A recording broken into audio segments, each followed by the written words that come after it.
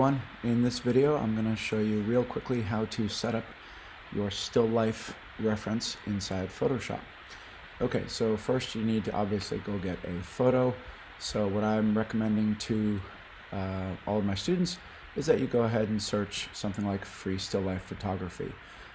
If you want a photograph featuring something like, say, coffee or vegetables or scrap metal or something like that, you can go ahead and type that in there. There's a first couple hits are actually really good sites like Pexels and Unsplash, Pixabay, things like that. So, all right, so I'm going to go ahead and right mouse click, open link in new tab, and we'll take a look at Unsplash. They've got a whole bunch of really nice free photos. Okay, so once you have found a photo, and let's see, actually, I think I'm going to take this one here. Simply click on the photo. And in my opinion, the best photos are ones that, of course, catch your eye and interest you, but also have a variety of materials and textures. So I've got the shine of the shell and the liquid, but then I've got the texture of the twigs and branches and things like that. It's also just an interesting composition. So you're going to find the download link. Again, each one of these free sites is formatted and looks a little different, so you might have to look for the download link. And that's going to go ahead and download to your downloads folder. Okay, so once that's done, all right, so here's Photoshop. You're going to want to click on Create New, and you have to now know, is my photograph a portrait going vertical or a landscape? In this example, it's going to be a portrait. So I'm going to make my width is going to be 8.5, and I'm just going to reverse these, and my height is going to be 11 inches. My resolution is going to be set up to 300, and I'll just do a white canvas and click on Create. Okay, so now that I've got my canvas there, I can go ahead and drag and drop in the reference photo. So I'm just going to drag Photoshop off to the side. I'm going to go down here to my downloads folder, and I'm going to click on the open in Finder arrow. Okay, so there's my photo. You don't have to drag it onto the desktop, but you can if you want. And I'm just going to drag and drop it right into Photoshop. It loads up. All right, and when it loads up, Photoshop's going to do its best job to fit it to the canvas. In this case, you can see it's fitting to all of the edges, so I'm pretty happy with that. So I'm going to press the return key on the keyboard to accept. Okay, so now that I've got my reference photo there, I'm going to go ahead and save this. And I'm going to go save it to my desktop, and I'm going to save it to my Still Life project folder. You'll notice up here that it is a PSD file. If your save box looks like this, that's great, that's fine, you can do it that way. I like to see a little more information. You want to make sure that down here where it says format, that it says Photoshop. That means that all of your layers will be saved correctly. Okay, so I would just go ahead and call this right now, I'd call it something like still life ref or still life reference.psd. I'll go ahead and hit save. And now that file is like that. Okay, so now we need to create our blank canvas. So we're just going to do File, New, one last time. We're going to keep the exact same dimensions. So again, 8.5 by 11 for a portrait, and then it pops up here. Okay. All right, so now we need to turn on the grid settings. So real simple. You're going to come up here to the View menu, and you're going to go down here to Show, and you're going to choose Grid.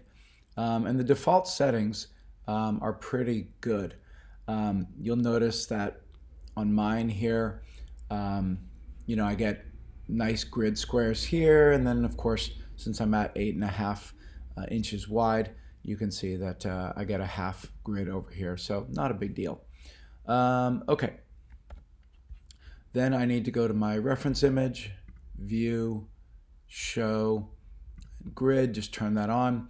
If you don't like the grid colors, or you want to change the amount of grid squares, Again, it's optional. You're going to come up here to the Photoshop menu, Preferences, and choose Grid.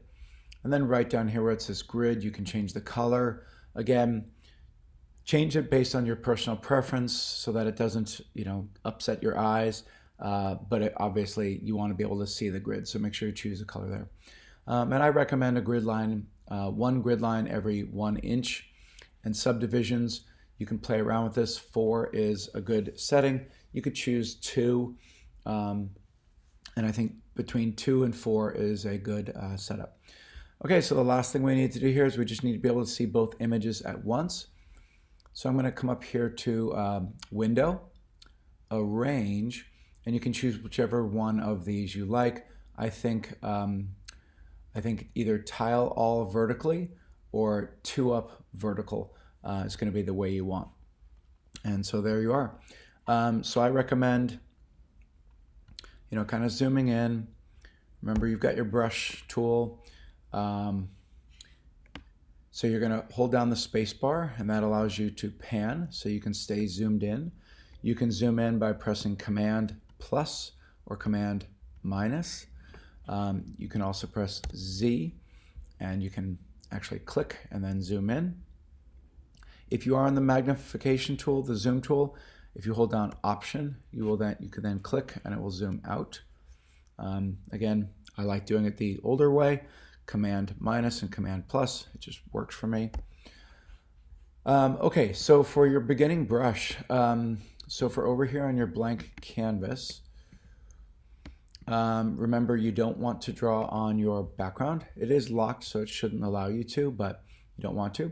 So you want to come down here and you immediately want to go ahead and create a brand new layer.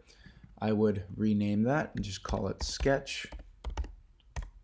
There you go. Choose kind of a middle gray color. For the brush that you start drawing with, here's my brush picker right here.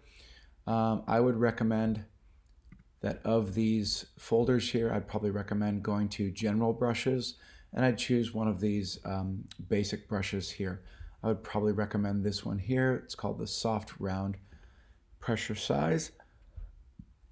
And just choose a size that is nice and small, kind of like a pencil tip.